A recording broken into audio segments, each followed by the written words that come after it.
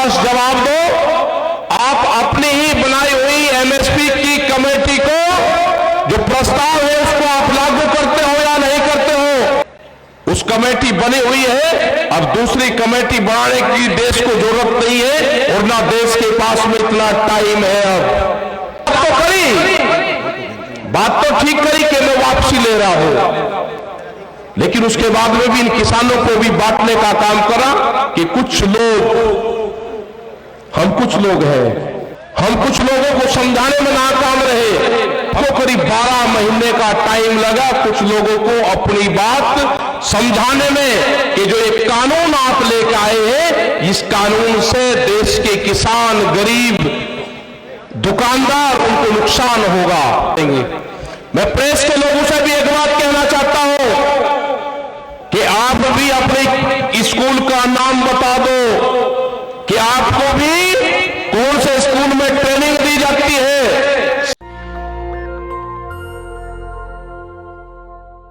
आदरणीय अध्यक्ष जी, किसानों, नौजवान साथियों, सभी जगह से जो पदाधिकारी आए, समस्त संयुक्त मोर्चे के लोग बहुत बड़ी संख्या में लखनऊ में आए, हरियाणा, पंजाब से बस लेके लोग आए, उत्तर प्रदेश से बहुत जिलों से लोग यहां पर आए और भिन्न भिन्न संगठनों के लोग।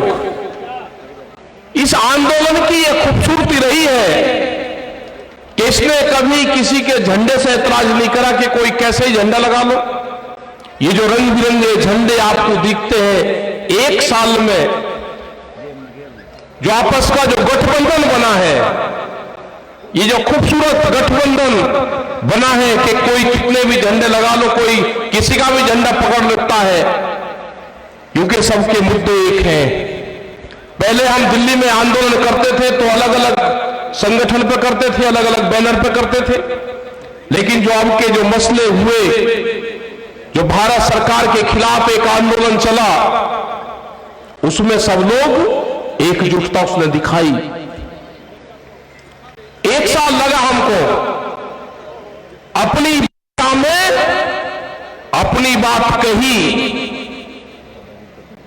लेकिन जो दिल्ली की चमकीली कोठियों में बैठने वाले लोग थे, उनकी भाषा दूसरी थी।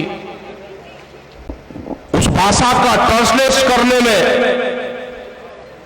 उनको समझाने में जो कुछ लोग थे, वे जो आते थे बातचीत करने, हमको करीब 12 महीने का टाइम लगा कुछ लोगों को अपनी बात समझाने में कि जो एक कानून आप लेकर आए हैं, इस कानून से देश के किसान, गरीब, दुकानदार, उनको नुकसान होगा। उनकी भाषा जब सर्वे करे तो उनकी जो समझ है वो एक साल बाद में समझे कि इन कानूनों से नुकसान है। वे कानून उन्होंने वापसी लेने की घोषणा की, लेकिन कटाक्ष के साथ में, जैसे कोई लड़ाई करके और फिर भागता है, गाली देता है या भागता जाता है कि आइए देखूंगा, आइए देखूंगा। मतलब बात तो करी, बात तो ठीक करी कि मैं वापसी ले रहा हूं, लेकिन उसके बाद में भी इन किसानों को भी बांटने का काम करा कि कुछ लोग, हम कुछ लोग हैं, हम कुछ लोगों को समझाने में नाकाम रहे, देश से माफी मांगते हैं। देश का प्रधानमंत्री न देश से माफी मांगे, न ये माफी मांगने से इन किसानों को फसलों के रेट मिलेंगे। इनको रेट मिलेंगे एमएसपी पे गारंटी कानून बनाने से। इन किसानों का भला होगा, इन मजदूरों का भला होगा, इन दुकानदारों का भला होगा देश में पॉलिसी बनने से। आप देश में एमएसपी की जो पॉलिसी है, क्योंकि ये कहते हैं कि एमएसपी पे हमने कमेटी बनाई, ये झूठ बोलते हैं देश के सामने। 2011 में जब ये नरेंद्र मोदी जब मुख्यमंत्री गुजरात के होते थे, एक फाइनेंशियल कमेटी बनी थी, उसके ये हेड थे, कई मुख्यमंत्रियों की वो कमेटी थी, और भारत सरकार ने उन मुख्यमंत्रियों को ये कहा था कि एमएसपी पे क्या करना चाहिए वो आप बताओ। तो उन्होंने अपनी रिपोर्ट दी थी कि एमएसपी पे गारंटी कानून बने। उस टाइम के प्रधानमंत्री डॉक्टर मनमोहन सिंह को अपनी रिपोर्ट पेश की थी इन्होंने। वो रिपोर्ट पीएमओ में रखी हुई है आज भी। हम तो वही चाहते हैं कि जिस कमेटी के आप अध्यक्ष रहे, उस कमेटी बनी हुई है, अब दूसरी कमेटी बनाने की देश को जरूरत नहीं है, और ना देश के पास में इतना टाइम है। अब आप स्पष्ट जवाब दो, आप अपनी ही बनाई हुई एमएसपी की कमेटी को जो प्रस्ताव है उसको आप लागू करते हो या नहीं करते हो? देश के सामने स्पष्ट जवाब देश के प्रधानमंत्री को देना होगा। राकेश टिकैत, उसमें स्पष्ट जवाब है कि एमएसपी गारंटी कानून देश के किसानों के लिए बनना चाहिए। वो मिनिमम सपोर्ट प्राइस, जिसका जो मैकेनिज्म है, जो बनाने का फॉर्मूला है, वो भी गलत है, लेकिन हमने वो भी माना। इन्होंने अपने घोषणा पत्र में कहा कि हम स्वामीनाथन कमेटी की रिपोर्ट को लागू करेंगे। इन्होंने देश की जनता के सामने झूठ बोल के वोट लिया, स्वामीनाथन कमेटी की रिपोर्ट को लागू नहीं करा। जो C2+50 वाला फार्मूला था वो देश को लागू नहीं करा। उसके हिसाब से गेहूं का भाव 3200 रुपया क्विंटल बैठता है। हमने कहा कि हम अभी मार्केट का भी मांग नहीं कर रहे। मार्केट के हिसाब से 15,000 रुपए क्विंटल गेहूं का भाव बैठता है। अगर 1967 को आधार वर्ष माना जाए, 3 क्विंटल गेहूं में 1 तोला सोना आता था। आज भी 3 क्विंटल गेहूं में हमको 1 तोला सोना दे दो, आप इस तरह के 20 कानून भी ले आओगे, हम उन कानूनों का भी मुकाबला करेंगे। अब देश की जनता जाग चुकी है, आपको जवाब देना होगा। और ये देश के लोग भी समझ ले, जो नौजवान है ये भी समझ ले। यहां पे बहुत से आंदोलनकारी लोग आए, बहुत से हमारे नौजवान साथी आए, यहां पर बैठे हुए हैं, जो टीचर जो धरने में बैठे हुए हैं। उन्होंने कहा कि हमारी भर्ती में धांधली करी गई। धांधली तो होगी, अब ये सरकारी नौकरियां नहीं देंगे, धांधली होगी। पूरे देश को प्राइवेट देंगे, प्राइवेट कंपनियों का हाथों देंगे, ये धांधली होगी। अभी जो सरकारी एम्बुलेंस है उसके जो ड्राइवर थे वे आए कि हमको हटा दिया गया। उनने अगर मानदेय की बात करी तो उनको हटा दिया गया। पूरा देश प्राइवेट मंडी बनने जा रहा है। आपको जागना होगा। जो 2 करोड़ युवा रोजगार जिनको देने की बात करी थी, रोजगार की गारंटी देने की बात करी थी अपने घोषणा पत्र में,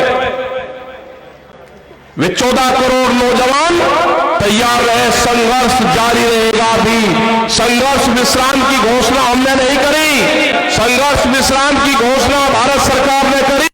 हमने वो प्रस्ताव अभी ठुकरा दिया। हमारे मसले बहुत है, अभी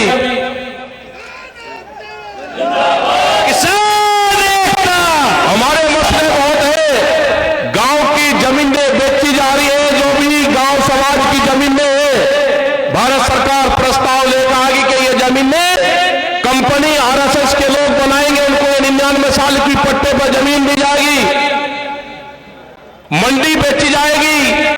आपको कहते हैं कि मंडी के बाहर आप अपना अनाज बेच लो। इसका मतलब जब मंडी कमजोर हो जाएगी तो कहेंगे कि मंडी कमजोर होगी, इसकी आमदनी कम है।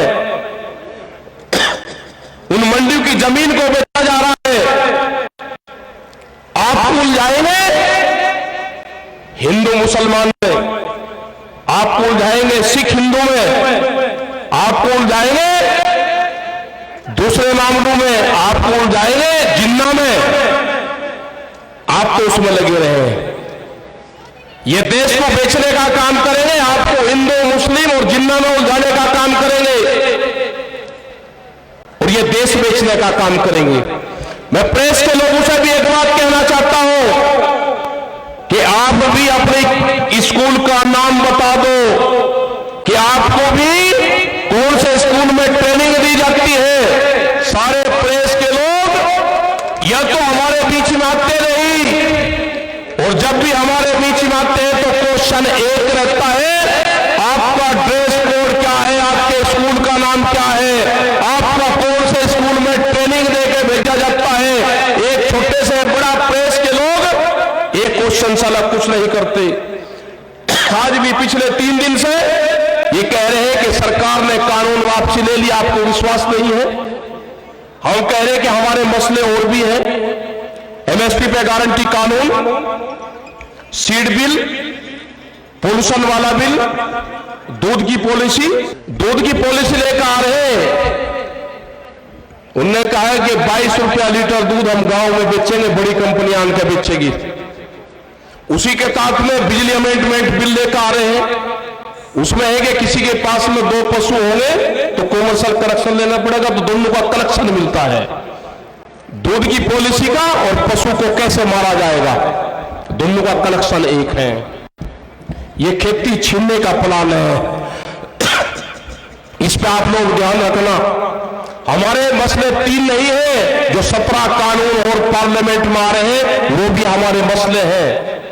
सरकार या तो बातचीत कर ले, 16 माह की बातचीत कर ले सरकार, नहीं तो हम जाने वाले नहीं है।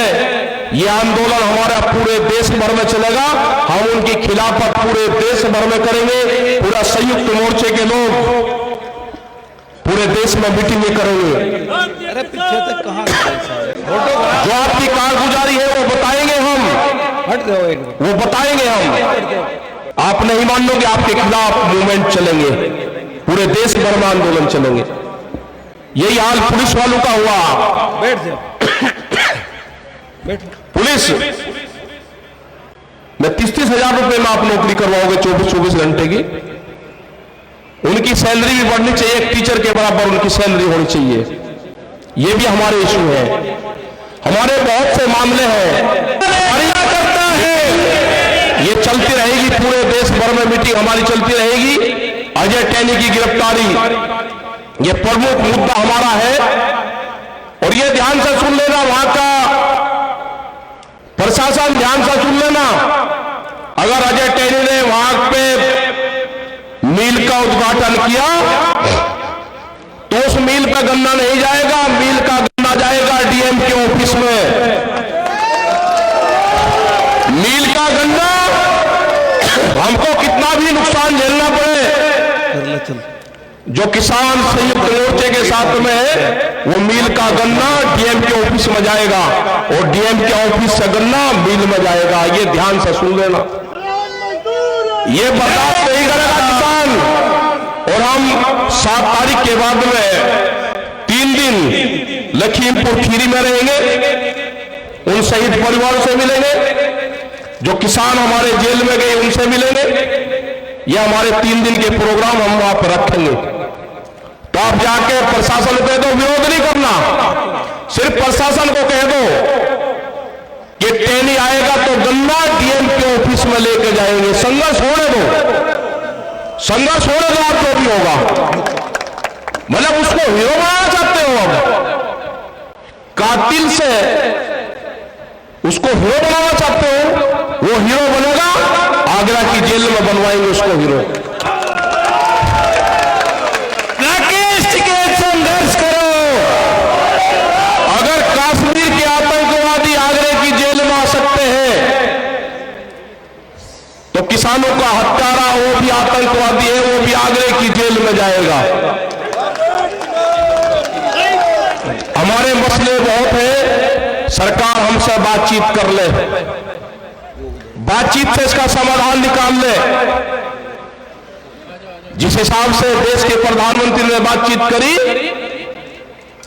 बहुत मिठी बात करी, शहद से भी मिठी आवाज थी। हमको खतरा लगता है देश का प्रधानमंत्री इतनी मिठी बात करे, हमको शक होता है पूर्ण रूप से। कमजोर नहीं, हम चाहते हैं कि देश का प्रधानमंत्री मजबूत रहे, लेकिन हमारे मसले भी ठीक करे। कमजोर नहीं चाहते हम, कि दुनिया में ये कहे कि प्रधानमंत्री ने माफी मांगी ना। आप सख्त होकर बात करो, लेकिन हमारे मसलों का समाधान करो। मसलों का समाधान नहीं होगा तो आंदोलन आपके खिलाफ होगा। हमारे बॉर्डरों पे आंदोलन है जो संयुक्त मोर्चे ने तय किया है। 29 तारीख तक के जो भी प्रोग्राम है वे प्रोग्राम बादस्तूर हमारे जारी रहेंगे। जो ट्रैक्टर का प्रोग्राम है 26 तारीख को वहां पे 1 साल हो जाएगा, उसके प्रोग्राम है। 29 तारीख से 1000 लोग 60 ट्रैक्टरों में वहां से जाएंगे, वो हमारे मजबूत है। और हाउस के अंदर ये 29 तारीख से 2 या 3 तारीख तक ये कानून वापसी हो जाएंगे। एक जनता के बीच में अफवाह फैलाई जाएगी कि कानून वापसी ले लिए, किसान घर वापसी नहीं जा रहे। जो 20 कानून होर लेकर आ रहे हैं उस पर बातचीत कर लो। ये जब संयुक्त मोर्चे की भारत सरकार की बातचीत होती थी उसमें तय हुआ था कि जब कानून वापसी हो जाएंगे, एमएसपी पे गारंटी कानून बन जाएगा, ये धरना समाप्त हो जाएगा और उसके बाद में एक कमेटी बनेगी जो और मामलों पे कमेटी बातचीत करती रहेगी। आज भी ये बातचीत थी जनवरी की, दिसंबर की, लेकिन उसके बाद में 750 किसान शहीद हुए, उसका हर्जाना कौन देगा? जो मुकदमों का पर्चा है वो लेकर हम गांव नहीं जाना चाहते। हम इस आंदोलन का हिसाब किताब दिल्ली में ही निपटा कर जाना चाहते हैं। जब हम गांव में जाए, जय जवान, जब हम गांव में जाए तो कागज पत्तर हमारे हाथ में हो तो हम देश को बता सकते हैं कि हमने ये वहां पे खोया, ये पाया, ये हम लेकर आए हैं। तो सरकार और एलआईयू के लोग यहां पे हैं, भारत सरकार को आज भी बता दो कि वो बातचीत के माध्यम से संयुक्त मोर्चे से ये समझौता कर ले, ये बातचीत से हल निकाल ले। देश की जनता नाराज है, आपके खिलाफ है देश की जनता। तो यही हमको कहना था। मैं मीडिया के भाइयों से भी कहना चाहता हूं कि आप सबको कोई ऐतराज नहीं है। मीडिया के जो साथी है वो हमारे साथ में है, लेकिन मीडिया हाउस हमारे साथ नहीं है। दो चीज है, ये ध्यान से सुन लेना सब लोग। जो मीडिया के साथी कवर करने आते हैं वे हमारे साथ में इस मोर्चे के, लेकिन जहां से टेलीकास्ट होता है वो मीडिया हाउस आपके साथ नहीं है, क्योंकि कैमरा और कलम पे बंदूक का पहरा है। गन्ने का तो है उत्तर प्रदेश के खिलाफ यहां पर आए तो गन्ने का रेट भी कम है और गन्ने का करीब 4000 करोड़ रुपए से ज्यादा का बकाया है। उसमें भी आप ध्यान रखना उत्तर प्रदेश सरकार के बिजली के रेट सबसे ज्यादा है। योगी जी ये भी ध्यान से सुन लेना, सबसे ज्यादा देश में रेट है बिजली के। गन्ने का रेट भी 25 रुपए बढ़ाया है तो नंबर 30 पे आते हो आप। थर्ड क्लास पाए गन्ने के रेट बढ़ाने पे। एमएसपी पे कोई खरीद प्रदेश में नहीं है। फर्जी तरीके से किसानों के सस्ते दाम पे फसलें खरीदी जाती है और जो बड़ा उद्योगपति है वो महंगे दाम पे एमएसपी पे बेचता है। यह आंदोलन जारी रहेगा, शांतिपूर्ण तरीके का आंदोलन चलाते रहो। अगली मीटिंग जहां पे होगी वहां पे बताते रहेंगे। अभी 29 तारीख तक के प्रोग्राम आपके पास में है। संयुक्त मोर्चे की फिर मीटिंग 27 तारीख में दिल्ली में है। 26 के लिए बुला लो जी सबको। 26 को आप सब लोग आए, लेकिन कई दिन रहना है 26 तारीख में भी। गाजीपुर बॉर्डर के लिए अपील गाजीपुर शांतिपूर्ण तरीके से आप लोग आओगे।